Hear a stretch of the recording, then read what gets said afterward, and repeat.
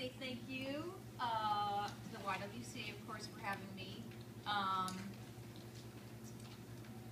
After getting on board, I think it's just fantastic to be able to actually have the stuff, my work here for everybody to see. So thank you so much to everybody. I'll tell you just a little bit more about the project, and then we can ask me questions and we can talk about other stuff. But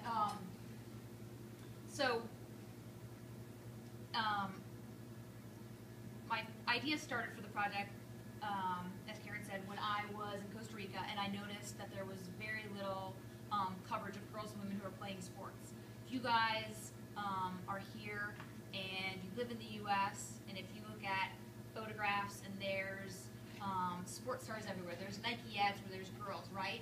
You see girls and women that are doing things, and I think sometimes when we see those images, we feel like we can do it too, right?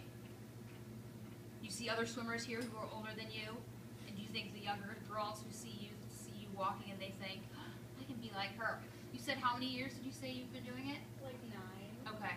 And I think that you're a great example to say all the little younger girls that are here that are doing flying fish, and that the younger boys, they see you as an example that you're here doing it. So the idea behind this project was I saw a lack of those media images for girls and women in the developing world. And so I decided that I was going to start the project in Ecuador, and I got in touch with the Ecuadorian Olympic Committee, who said that they would support me if I came down there with helping me find athletes and people to profile. And so I went down to Ecuador, and I spent about 8 or 9 months down there, and I traveled all around the country.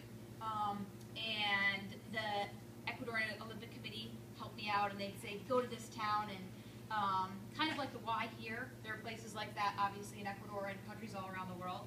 Not exactly like the YWCA, but similar. And I would meet athletes that were competing in the Olympics or training for the Olympics. And then I would also meet moms and girls that just played sports like you guys because you love it. And maybe some of you guys will go on to be Olympic athletes, but also you do it because you love it, right? You enjoy it a lot. And so I captured their stories. I'd hang out with them, I'd photograph them, and then I'd interview them about what they got from sports and why it was important to them and what barriers they faced to play sports. And I was actually surprised at a lot of the stories that they told me, because I'd grown up, as Karen said, in Evanston. I played 3 sports at Evanston Township High School.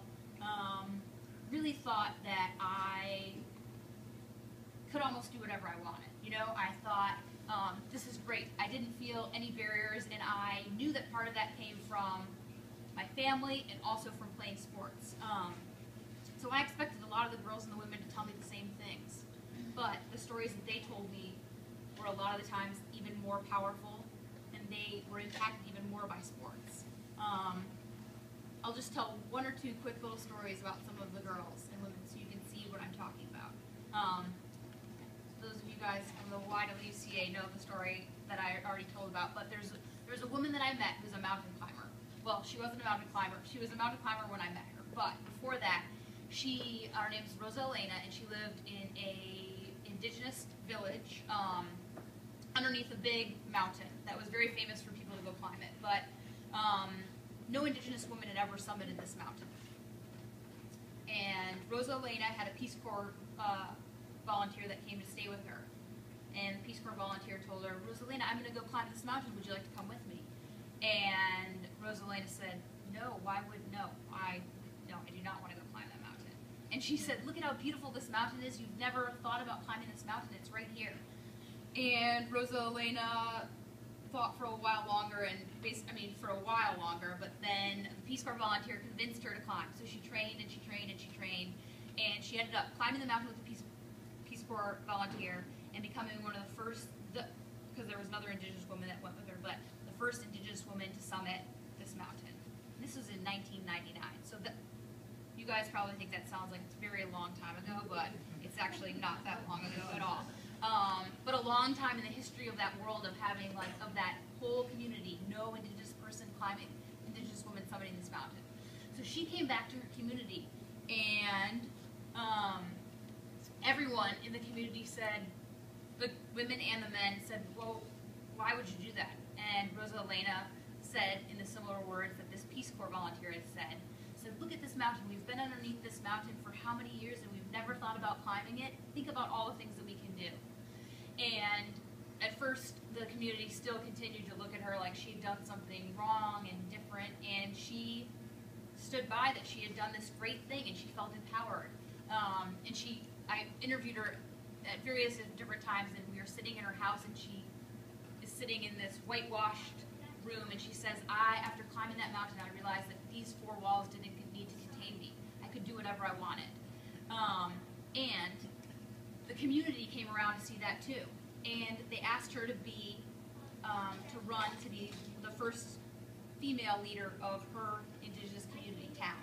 And so she ran and she won.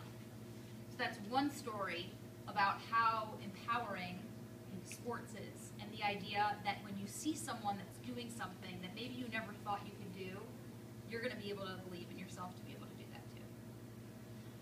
Okay, so I've talked long enough. My mouth's starting to get a little bit dry. No, I'm fine. But and I'll say that the stories up here are a sampling of that. So I basically interviewed about 100 girls and women. Well, yeah, 100 girls and women, and then I narrowed it down to 72. Actually, that's not true. I did even more than 100 because I narrowed it down to 100. But there's 50 photographs that are in the whole exhibit, and then 75 short video profiles. So if you guys, after seeing this, you want to hear more of their stories, you can go, the website's right over there, and I can write it down for you. You can find the videos and watch some of the girls. You can see Rosa Elena's video.